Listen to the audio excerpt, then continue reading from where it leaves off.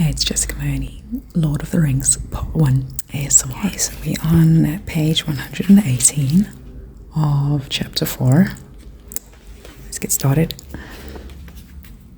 Frodo propped his back against the tree trunk and closed his eyes, and Sam and Pippin sat near, and they began to hum, and then to sing softly.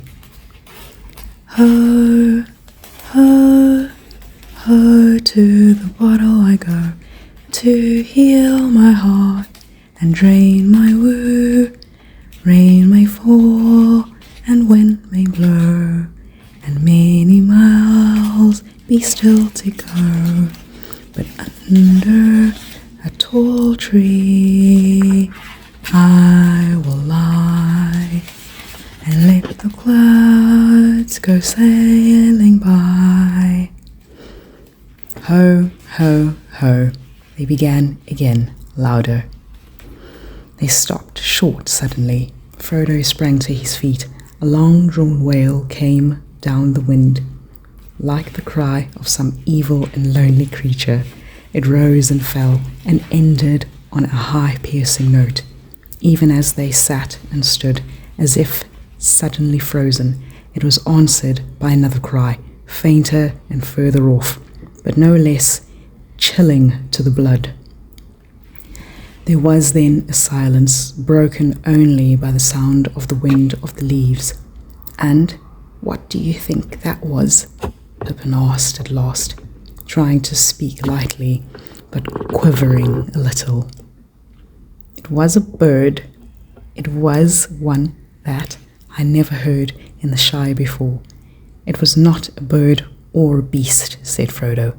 It was a call or a signal. They were words in that cry, though I could not catch them, but no hobbit has such a voice. No more was said about it. They were all thinking of the riders, but no one spoke of them. They were now reluctant either to stay or go on, but sooner or later they had got to get across the open country to the ferry, and it was best to go sooner, and in daylight. In a few moments they had shouldered their packs again and were off. Before long the wood came to a sudden end. Wide grassland stretched before them. They now saw that they had in fact turned too much to the south.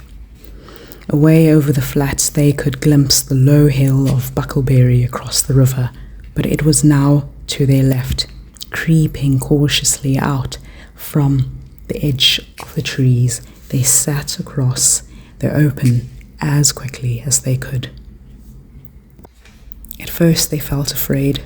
Away from the shelter of the wood, far back behind them, stood the high place where they had breakfasted.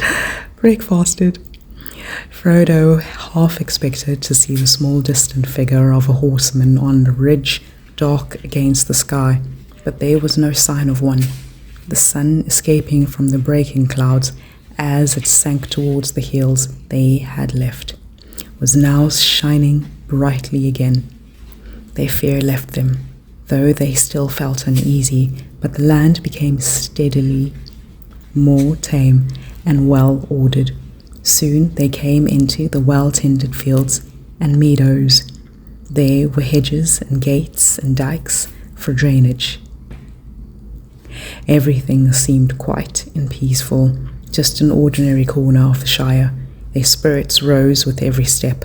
The line of the river grew nearer. The black riders began to seem like phantoms of the wood, now left far behind. They passed along the edge of the high turnip field and came to a stout gate. So just doing my flower arrangements over here. As you can see, I'm just cutting off the leaves and actually just cutting it at an angle. Apparently that's beyond it. A rutted lane ran between low and well-laid hedges toward a distant clump of trees. Pippin stopped.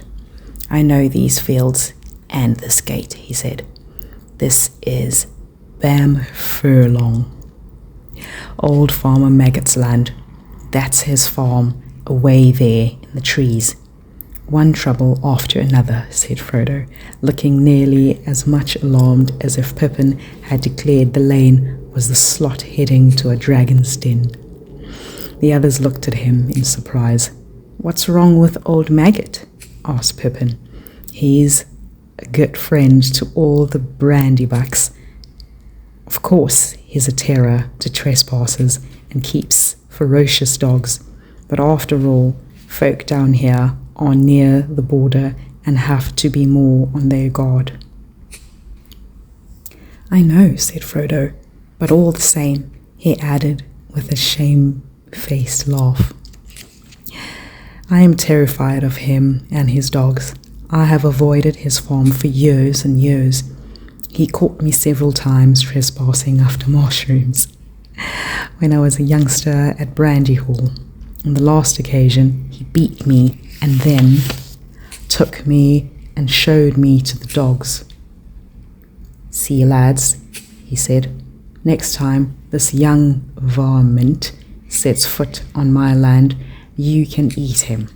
Now see him off.' They chased me all the way to the ferry.